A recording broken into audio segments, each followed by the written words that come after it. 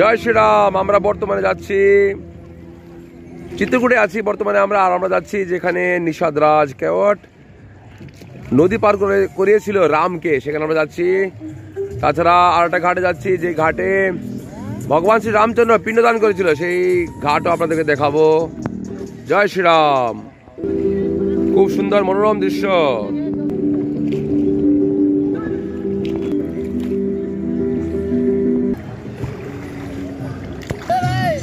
আমরা দুটো নৌকা হায়ার করেছি।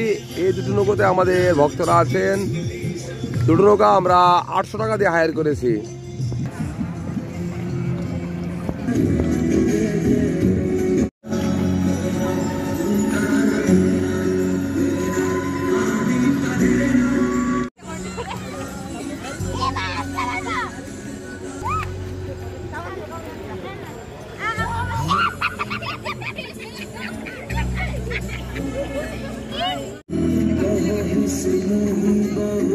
यहाँ पे 14 वर्ष का वनवास रहता है भगवान, तो भगवान राम ने আমাদের ভক্তরা এটা হচ্ছে কেওট ঘাট।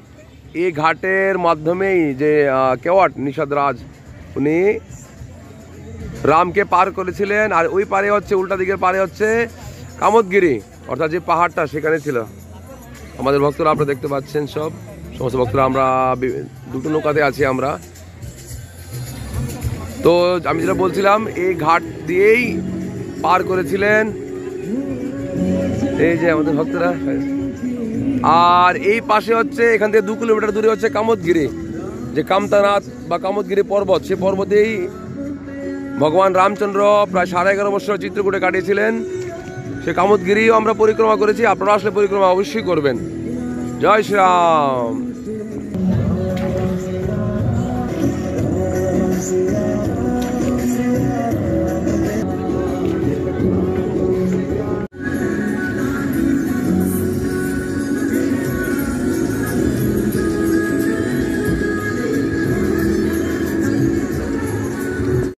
এটা হচ্ছে জানকী ঘাট, যেখানে জানকী মাতা ভগবানের সঙ্গে দেখা করতে এসেছিলেন, তখন স্নান করেছিলেন।